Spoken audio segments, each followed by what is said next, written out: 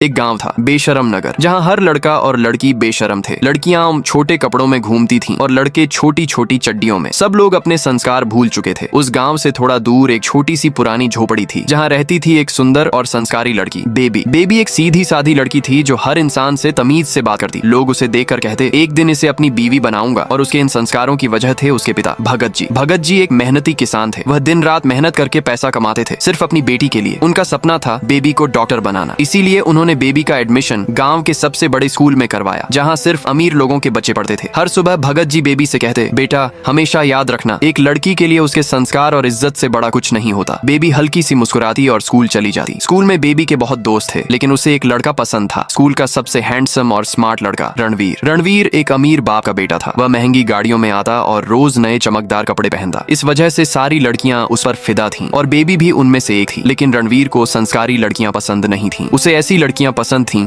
जो छोटे कपड़े पहने और नाच गाना करें। एक दिन बेबी ने हिम्मत करके रणवीर को अपने दिल की बात बता दी, लेकिन रणवीर जोर जोर से हंसने लगा। मैं तेरा बॉयफ्रेंड बनूंगा, तू जो दिन भर साड़ी में घूमती है। यह सुनकर पूरा स्कूल हंसने लगा। बेबी का दिल टूट गया। वह रोती हुई घर भाग गई। रात भर वह सोचती रही, मैं ऐसा क्या करूं कि सब मेरे दीवाने हो जाएं। तभी उसके दिमाग में एक आइडिया आया। उसने चुपके से अपने पापा के पैसे चुरा लिए और ब्यूटी पार्लर चली गई। वहां जाकर उसने कहा, मुझे ऐसा बना दो कि लोग मुझे देखकर पागल हो जाएं। पार्लर वाले ने घंटों तक काम किया, जैसे कोई काला जादू हो। जो बेबी कल तक एक सिंपल लड़की थी, अब वह दुनिया की सबसे हॉट और खूबसूरत लड़की बन चुकी थी। अगला दिन जैसे ही बेबी स्कूल में आई, सबकी आंखें खुली की खुली रह गईं। सब लड़के उसे घूरने लगे। तभी रणवीर आया और बेबी को देखते ही उसके प्यार में पागल हो गया। बेबी, मुझसे बहुत बड़ी गलती हो गई, प्लीज मुझे माफ कर दो। ये सुनकर बेबी के दिल को सुकून मिला। बेबी मुस्कुराई और बोली, अब याद आई मेरी वैल्यू। जब मैं सिंपल थी तब तुमने सबके सामने इंसल्ट किया था। अब पूरा स्कूल रणवीर पर हंस रहा था। धीरे धीरे बेबी को यह सब पसंद आने लगा। वह अपने संस्कार भूल गई। अब वह भी लोगों से बदतमीजी करने लगी। रोज नए छोटे कपड़े पहनकर गांव में घूमती। लोग उसकी तारीफ करते और बेबी खुश होती। लेकिन भगत जी टेंशन में रहने लगे। एक दिन सुबह जब भगत जी खेतों में काम कर रहे थे, उन्हें अचानक चक्कर आया और वह जमीन पर गिर गए। गांव वालों ने उन्हें घर पहुंचाया। डॉक्टर ने चेक करके कहा, ज्यादा टेंशन की वजह से ऐसा हुआ है, इनका ध्यान रखना होगा। बेबी वहां खड़ी थी, लेकिन उसके दिमाग में कुछ और ही चल रहा था। यार, अब मैं पार्टी में कैसे जाऊंगी। तभी रणवीर उसे लेने आया। बेबी ने थोड़ा सोचा और अपने बीमार पिता को घर में अकेला छोड़कर रणवीर के साथ पार्टी में चली गई। वहां बेबी पार्टी में बिजी थी और यहाँ भगत जी की तबीयत और खराब हो गई। अगली सुबह जब बेबी घर आई, उसने देखा घर के बाहर भीड़ लगी हुई है। वह दौड़कर अंदर गई और देखा उसके पिता की लाश जमीन पर पड़ी थी। डॉक्टर ने धीरे से कहा, मैंने कहा था इनका ध्यान रखना। ये सुनकर बेबी जोर जोर से रोने लगी, लेकिन अब बहुत देर हो चुकी थी।